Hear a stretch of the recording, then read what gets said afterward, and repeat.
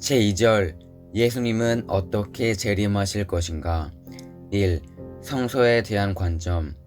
하나님은 때 아닌 때에 때의 것을 암시하여 어느 시대에 어떤 환경의 사람이든지 자유롭게 그 지능과 심령의 정도에 따라서 하나님의 섭리에 대한 시대적인 요구를 깨닫도록 하시기 위하여 모든 천륜의 중요한 문제들을 상징과 비유로서 교시에 나오셨다.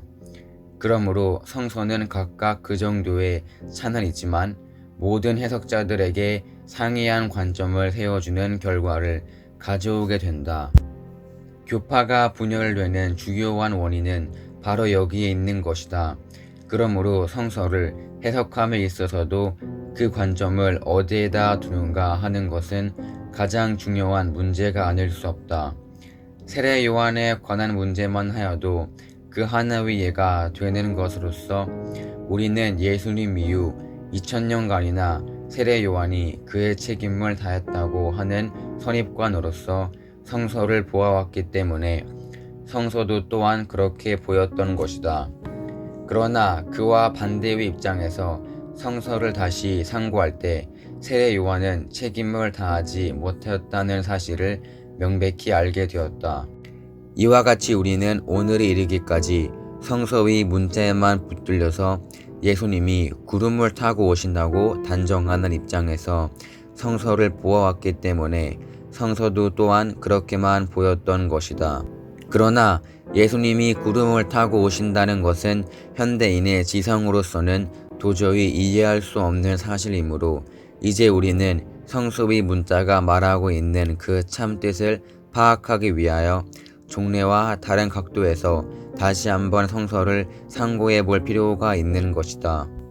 우리는 성서의 세례 요한에 관한 부분에서 또 하나의 새로운 관점을 발견하였다. 예언자 말라기는 메시아의 강림에 앞서 이미 승천한 엘리야가 먼저 오리라고 예언한 바 있었다. 따라서 예수님 당시의 유대인들은 승천한 바로 그 엘리야가 재림하는 것이었기 때문에 의당 그는 하늘로부터 내려올 것이라고 믿고 그날만을 고대하였었다. 그러나 의외에도 예수님은 사가랴의 아들로 태어난 세례 요한을 가리켜서 엘리야라고 분명히 말씀하셨던 것이다. 우리는 여기에서 엘리야의 재림이 당시 유대인들이 믿고 있었듯이 그가 하늘에서 내려오는 것으로서 이루어지지 않고 지상에서 세례 요한으로 출생하는 것으로서 이루어졌다는 사실을 바로 예수님의 증언에 의하여서 알게 되었다.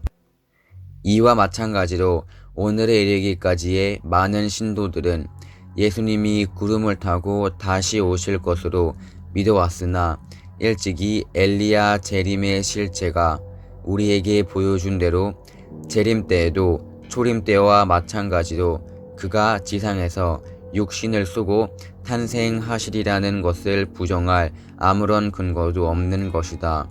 그렇다면 이제 우리는 여기에서 예수님이 지상에서의 육신 탄생으로 재림하시게 될는지도 모른다는 관점에서 이에 관한 성경의 많은 기록을 다시 한번 상고해 볼 필요가 있는 것이다. 예수님의 초림 때에도 많은 학자들은 메시아가 유대 베들레헴에서 다윗의 후손으로 탄생할 것으로 알고 있었다. 그러나 한편 다니엘서에 내가 또 밤 이상 중에 보았는데 인자 같은 이가 하늘 구름을 타고 와서 라고 기록된 말씀에 의하여 메시아가 구름을 타고 강림하실 것으로 믿는 성도들이 있었으리라는 것은 추단하기 어렵지 않다. 그렇기 때문에 예수님이 십자가에 돌아가신 후에도 유대인들 중에는 지상에서 육신을 쓰고 태어난 예수는 메시아가 될 수 없다고 반기독교 운동을 일으켰던 것이다. 그랬기에 사도 요한은 이들을 경고하기 위하여 미혹하는 자가 많이 세상에 나왔으니 이는 예수 그리스도께서 육체로 임하심을 부인하는 자라. 이것이 미혹하는 자여 적 그리스도이리라고 하여 육신 탄생으로 나타나신 예수님을 부인하는 자들을 적 그리스도로 규정하였던 것이다. 다니엘 7장 13절의 말씀은 예수 재림 때 되어질 것을 예언한 것이라고 주장하는 학자들도 있다.